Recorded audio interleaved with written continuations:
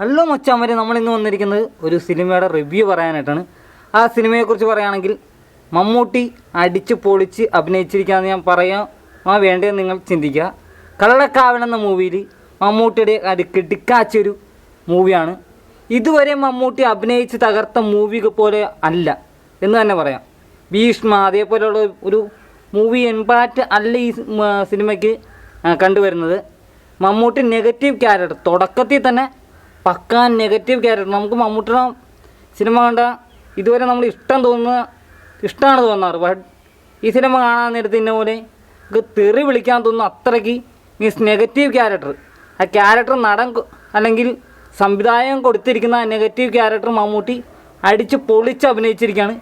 ഇതുവരെ ഭീഷ്മനെ കലക്കുന്ന പടമാണ്. Negative character കഥ തുടങ്ങുന്നതെന്ന് വെച്ചാൽ തന്നെ എന്നെ പോലൊരു പെണ്ണിനെ കൊല്ലുന്നതിനോട് കൂടിയാണ് കഥയുടെ തുടക്കം. നമ്മുടെ വിനായകൻ പോലീസ് വേഷത്തിൽ മമ്മൂട്ടിനേക്കാളും അടിച്ച് പൊളിച്ച് മമ്മൂട്ടി എങ്ങനെ അഭിനയിക്കുന്നു അതിനേക്കാളും എത്രത്തോളം മീൻസ് കൂടുതലായിട്ട് അടിച്ച് പൊളിച്ച് അഭിനയിക്കാമെന്നുള്ള ഒരു രീതി തന്നെയാണ് നമുക്ക് ആ മൂവിയിലൂടെ കാണാൻ പറ്റിയിരിക്കുന്നത്.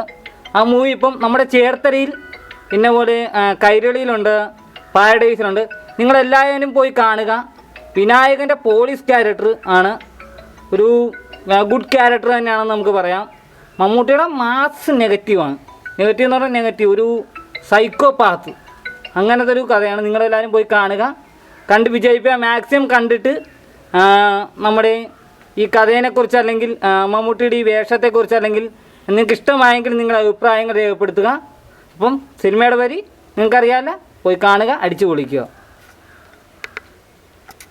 കള്ളക്കാവൽ എന്ന മൂവിക്കകത്ത് വിനായകൻ പോലീസ് വേഷത്തിലും മമ്മൂട്ടി ഒരു സൈക്കോപാത്ത് മീൻസ് ഒരു കഥാപാത്രമായിട്ടാണ് അഭിനയിച്ചു വരുന്നത്.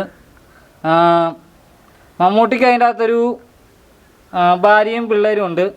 വേറൊരു സ്ത്രീയായിട്ട് ഉള്ള അവിഹിത ബന്ധം, അതിനെ മമ്മൂട്ടി ആ സ്ത്രീയെ കൊല്ലാൻ നോക്കുന്നു. അങ്ങനെയാണ് കഥയുടെ തുടക്കം വരുന്നത്.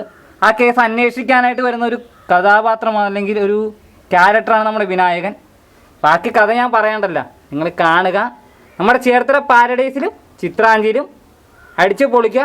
ഇഷ്ടമായെങ്കിൽ മാത്രം പറയുക. ഞാൻ ഒരു ഫാൻസ് അടിസ്ഥാനത്തിൽ പറയുകയല്ല. നിങ്ങൾ കാണുക, കണ്ട് മാത്രം വിലയിരുത്തുക.